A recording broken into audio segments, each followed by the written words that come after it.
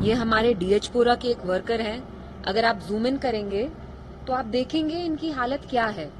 इन पे मरहम पट्टी की है, इनके मुंह पूरा सूज गया, आंखें सूज गई हैं। ये बोलना कि आपके उम्मीदवार एक मिलिटेंट हैं, मिलिटेंट सपोर्टर हैं, गन रखते हैं, क्यों? मतलब हमारे पास एविडेंस है। मैं थोड़ी ये मनगढ़ंत बातें बता रही हूँ।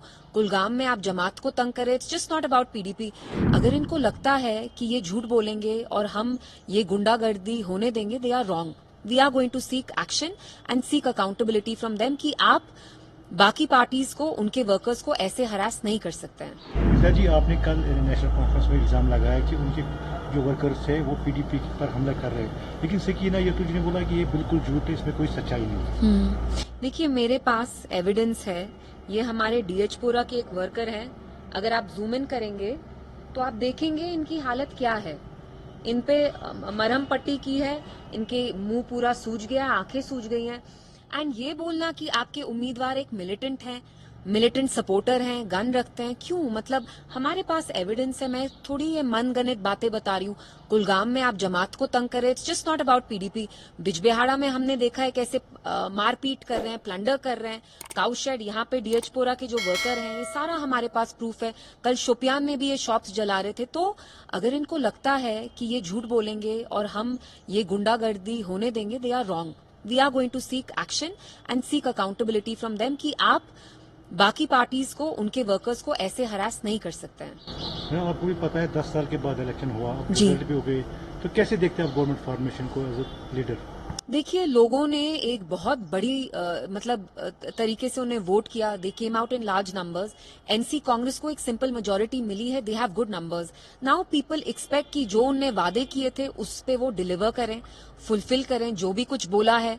तो आई होप कि वो करें एंड आई होप कि जल्द से जल्द गवर्नमेंट बने, क्योंकि आपने खुद देखा इस बार कितना ज्यादा लोग आके वोट डाल रहे थे। तो उनकी कुछ एक्सपेक्टेशंस हैं, उम्मीदें हैं।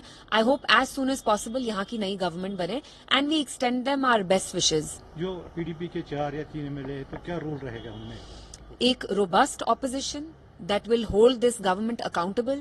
अगर कुछ वो नहीं करें या क्या बोलें और क्या नहीं बोलें, they will hold them accountable. हमारे बस 3 मेंबर्स जरूर होंगे, बट वील मेक श्योर कि हम असेंबली में एक अच्छी रोबस्ट ऑपोजिशन का रोल प्ले करें। बीजेपी का प्लान था कि जम्मू कश्मीर में बीजेपी गवर्नमेंट बनेगी और बीजेपी सीएम बनेगा जम्मू से, लेकिन हुआ नहीं। कैसे देखते हैं आप? देखिए, उनके नंबर्स नहीं आए और जो भी उनने यहाँ मतलब कोशिश की थी वो हुआ नहीं प्रॉक्सी पार्टीज के थ्रू। तो I hope and I think कि बीजेपी जो यहाँ का मैंडेट है, दे शुड रिस्पेक्ट इट। अगर लोगों ने एनसी कांग्रेस को चुना है, so BJP should respect that mandate. क्या स्टेटहुड को पीडीपी रेस्टोर करने में हेल्प करेगी? देखिए, अब तो सरकार जिसकी आएगी वो आप उनसे पूछिए, लेकिन मैंने हमेशा कहा है कि हमारी आवाज में बहुत दम है और हम अपनी आवाज स्टेटहुड पे नहीं, आर्टिकल 370 और जो जम्मू कश्मीर का मसाइल है उसकी रेजोल्यूशन के लिए हम उठाएंगे।